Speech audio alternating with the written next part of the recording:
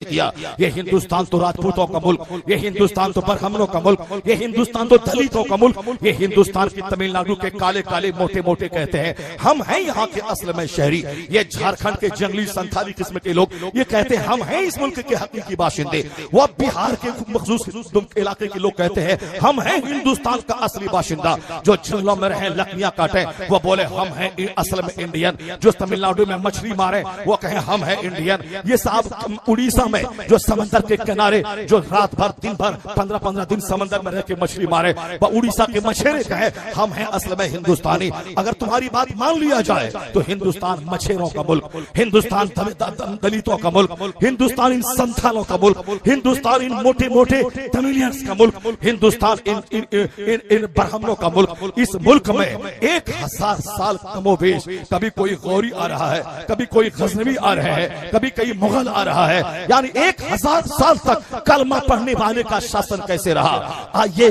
फिक्र अंग्रेजों को भी परेशान करती रही। यही फिक्र आज भी हिंदुस्तान के चंद सरफिरों के दिमाग में है। कैसे 1000 साल तक हमारे मुल्क पे शासन किया, हमारे मुल्क पे हुकूमत की। अंग्रेज भी ही प्लान बनाकर 500 साल पहले ईस्ट इंडिया कंपनी के नाम पे वह हिंदुस्तान में अपना पांव फैलाना शुरू किया। जब उसका पांव मजबूत हो गया तो सियासत में उन्होंने हिस्सा लेना शुरू किया। उसके बाद जब नवाबों की कमजोरी उनके सामने आई तो धीरे धीरे उन कमजोर जाहिर नवाबों पे वो गालिब आना शुरू हुआ। एक किता, दूसरा किता, तीसरा किता, धीरे धीरे पूरे भारत पे कब्जा जमा लिया। जिस दिन टीपू सुल्तान 1799 में शहीद हुए उस दिन अंग्रेजों का कर्नल उनके सिरहाने खड़ा होकर कहा था टुडे इंडिया इज आवर्स, आज हिंदुस्तान हमारा है। इसलिए कि अंग्रेजों का पांव उस वक्त तक जम नहीं पाया जब तक टीपू सुल्तान जिंदा रहे। टीपू सुल्तान की धमक थी कि अंग्रेज हिलता रहा। आज चंद सरफिरे इलेक्शन जीतने के लिए टीपू सुल्तान की अजमत को दबाने की कोशिश करते हैं। वह दूसरों के नाम को जिसको कोई भारत का शहरी जानता तक नहीं है उन उन उन उन, उन जाहिल किस्म के लोगों को उभार कर हाईलाइट करना चाहते हैं जिनकी धमक से अंग्रेज का सीना हिल गया था, जिनकी धमक से अंग्रेज का कर्नल यह कहने पर आमादा हुआ था कि आज उनके विशाल के बाद, उनकी शहादत के बाद हिंदुस्तान आज हमारा है। हिंदुस्तान पे कब्जा करना मेरे लिए आसान हो गया है। जब तक टीपू जैसा शेर मौजूद था हिंदुस्तान पे अंग्रेज कब्जा नहीं कर पाया। मैं कहना चाहता हूँ कि हिंदुस्तान में 1000 साल तक मुसलमानों की सल्तनत होने का दर्द अंग्रेजों के पेट में भी था और आज भी हिंदुस्तान के चंद लोगों के सीने में वह दर्द हो रहा है। उसी भड़ास को निकालने के लिए वह कभी भगाने की बात करता है, कभी निकालने की बात करता है, कभी इसको खत्म करने की बात करता है, कभी इसका कल्चर बदल दें, इसका नारा बदल दें, वंदे मातरम इस पर थोप दें, अपनी खुराक थोप दें, अपना कल्चर थोप दें। धीरे धीरे एक स्लोली पॉइजनस इंजेक्शन देकर कभी अजान की अहमियत घटा दें, कभी तलाक सलासा के कानून की अहमियत को हम घटा दें ताकि धीरे धीरे मुसलमान या तो भाग जाए हिंदुस्तान से या फिर वो रहे तो मुर्दा बन के यहाँ रहे और हम जो कहें हमारी सारी हाँ में हाँ मिलाए तो फिर इनके रहने से मुझको कोई खतरा ना होगा। ये जब शान से रहेगा, इस्लाम को जान के रहेगा, इस्लाम की खातिर कुर्बानी का जज्बा देने के बाद जब रहेगा तब हमको खतरा है ये हमारी जायदाद पे कब्जा कर लेगा, हमारी सल्तनत को छीन लेगा। लेकिन जब ये निकम्मा हो जाएगा, नमाज नहीं पढ़ेगा, रोजा नहीं रखेगा, शरीयत के कानून को खुद मजाक उड़ाएगा, फिल्मी कल्चर में दब जाएगा, इनका बेटा अमिताभ बच्चन की पैरवी करेगा, इनकी बेटी करीना की पैरवी करेगी, इनकी मस्जिदों में अजान बंद हो जाएगी, अजान होगी भी तो 2-4 बूढ़ा नमाज पढ़ेगा, जनरल मुसलमान समझेगा नमाज पढ़े बगैर भी हमारा सारा काम हो जाएगा। नमाज पढ़ना वो बुढ़ापे का एक काम है, सब पर फर्ज नहीं है। वो तो चाहता है या तो ये निकम्मा बन के आ रहे मुसलमान, ये मुसलमान की सूरत इनकी रहे और हकीकत में इस्लाम इसके पास ही नहीं रहे, या फिर ये हिंदुस्तान छोड़ के भाग जाए। यही प्लान के तहत हुकूमत पर की कुर्सी पर बैठे लोग वहां से लेके गांव समाज लेवल पर अपनी तंजीम को मजबूत करके उसी एम उसी टारगेट को हासिल करने के लिए वो बिल्कुल एड़ी छुट्टी का जोर सर्फ कर रहे हैं। मगर मैं तुमसे कहता हूं इनसे ज्यादा ताकतवर अंग्रेज था, वो भी मुसलमानों को हिंदुस्तान से मिटाना चाहता था। लेकिन क्या हुआ, जिस अंग्रेज ने दिल्ली में नई दिल्ली नाम का शहर आबाद किया ताकि 2000 साल तक मैं हिंदुस्तान पे शासन करूं, जिस अंग्रेज ने उड़ीसा की राजधानी कटक से मुंतकिल करके पलांडू सिटी भुवनेश्वर की तामीर की, वो अंग्रेज जिसका प्लान था 2000 साल तक भारत पे शासन करना है, जिस अंग्रेज ने चंडीगढ़ नाम की पलांडू सिटी की तामीर की, उस अंग्रेज का प्लान था मुझे 2000 साल तक हिंदुस्तान पे शासन करना है। जिन्होंने हावड़ा ब्रिज बनाया तो और हिंदुस्तान में रेलवे का जाल बिछाया, सुरंगों को खोद कर साहब उन्होंने बम से ब्लास्ट करके पहाड़ों को तोड़ कर बंबई में दाखिल होने वाली जितनी रेल की लाइनें हैं और जितनी सुरंग है, वो सारी सुरंगें अंग्रेजों के जमाने की बनी हुई है। अंग्रेजों ने पूरे भारत पर 2000 साल तक शासन करने का प्लान बनाया था, लेकिन दुनिया ने देखा कि 2000 साल शासन करने का सपना देखने वाला वह 150 साल के अंदर बोरिया बिस्तर समेट कर उसे हिंदुस्तान से भागना पड़ा। वह इस्लाम मिटाना चाहता था, वह मुसलमानों की रूह को खत्म करना चाहता था। वो कभी चंद मौलवी को खरीद कर उससे लिखवाया था। लिखो कि हुजूर को इल्म गैब नहीं है। जब नबी की इज्जत दिल से उतर जाएगी तो नबी के नाम पे जंग करने का जज्बा इनका खत्म हो जाएगा। लिखो कि ईद मिलादुन नबी का जश्न मनाना ये तो ऐसा ही है जैसे कन्हैया का जन्मदिन मनाना है, ताकि लोग ईद मिलादुन नबी के महत्व को भूल जाए।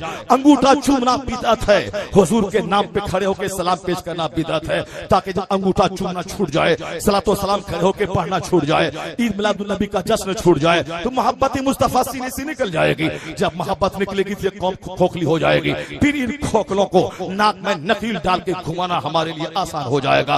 फिर ये किसी काम के न रह पाएंगे। चंद मौलवियों से मिल गए, उन मौलवी से लिखवाया, लिखो जिसका नाम मोहम्मद या अली, वो किसी चीज का मालिक और मुख्तार नहीं। लिखो मुस्तफा को इख्तियार नहीं, वो अपने बदन पे बैठी मक्खी को भगा नहीं सकते। यानी ये खुराफात उन्होंने लिखवाया।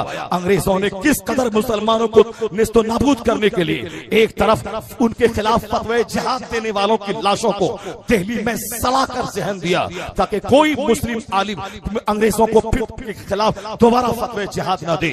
70,000 उलमा कराम को मारकर उनकी लाशों को सलाकर, ताकि सारे लोग सहम जाए, ताकि कोई दोबारा इन अंग्रेजों के खिलाफ फतवे जिहाद न दे सके। अल्लामा फजल खैराबादी जैसे शेर को अंडमान जजीरा में उसे काला पानी की सजा दी, वहीं आप शहीद हो गए। अल्लामा किफायत अली काफी को मुरादाबाद के लाल चौक पे हजारों आदमी के सामने उन्हें फांसी की सजा दे दी गई, ताकि मुसलमान कोई फिर दूसरी बार जुर्अत न कर सके अंग्रेजों के खिलाफ किताब लिखने, अंग्रेजों के खिलाफ फतवे जिहाद देने। ये उनका प्लान था कि खुश अकीदा मुसलमानों का अकीदा खत्म हो जाए और फिर इनकी रूह अंदर से खत्म हो जाए और इनके आलिम हमारे खिलाफ फतवे जिहाद न दें, ताकि ऑटोमेटिक जब मुसलमान मिटेंगे तो हम दोबारा 2000 साल तक हिंदुस्तान पे शासन करेंगे।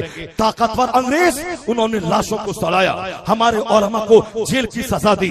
ताकतवर अंग्रेज 1857 के गदर में उन्होंने लाखों हिंदुस्तानियों को मारा, ताकि हम मजबूत रहें और हमारे सामने कोई आंख दिखाने वाला ना हो। मैं कहना चाहता हूं इन कमजोर लोगों से, जब इतना बड़ा दबंग अंग्रेज 2000 साल का प्लान लेके आया था, अल्लाह रब्बुल इज्जत ने 150 साल के अंदर ही उसे हिंदुस्तान छोड़कर हिंदुस्तान छोड़ने पर मजबूर किया। वो हिंदुस्तान से भागा। वो ताकतवर जब इस्लाम मिटा न सका, वो ताकतवर जब मुसलमान को मिटा नहीं सका, उस वक्त 8 करोड़ की तादाद कमोबेश मुसलमान की थी, लेकिन अंग्रेज तो भागा, लेकिन वो 8 करोड़ आज की तारीख में यह कमोबेश 30 करोड़ की तादाद में बदल गया है।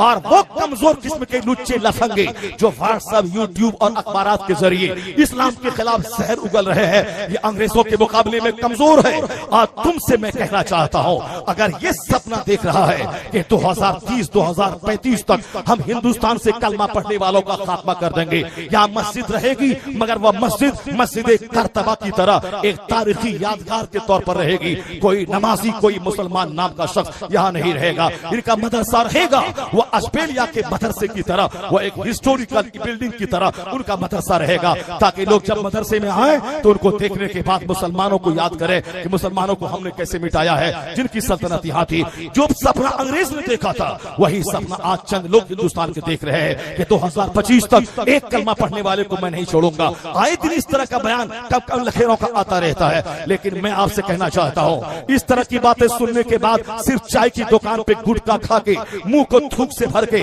2-4 घंटे तक बगैर सर पैर की गुफ्तगू करके न रह जाइए। जैसे जब इनका हमला बढ़ गया है, जब इनका हमला बढ़ गया है, जब इनका हौसला बढ़ गया है, जब ये अपना कल्चर थोपना चाहता है, उस वक्त मेरा बेटा कसम खा ले, मेरी बेटी कसम खा ले, जब वह शरीयत को मिटाने पे तुला हुआ है, तो तुम अपने घर से फिल्मी कल्चर को उसको पांव के नीचे रौंद के बाहर निकाल दे।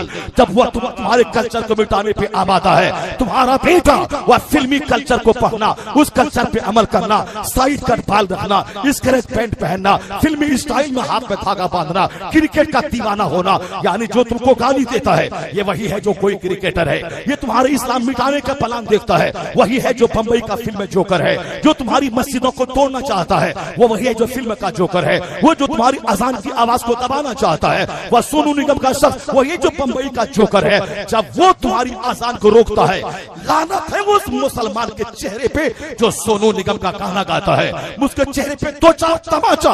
वह फिल्म का हीरो इस्लाम मिटाना चाहे और मेरा जोकर बच्चा ये उनका लिबास पहनना चाहता है, ये उनकी तरफ बात रखना चाहता है। अगर सीने में कहीं इस्लाम की खुशबू है तो तमाम एंटी इस्लामिक कल्चर, फिल्मी तहजीब को अपने घर से निकाल दे और कसम खा ले कि जित तुम्हारी दुश्मनी बढ़ रही है तो हमारी भी शरीयत की दोस्ती बढ़ती चली जा रही है। वाह सुभान अल्लाह, दोनों हाथों को बुलंद करके ये हिंदुस्तान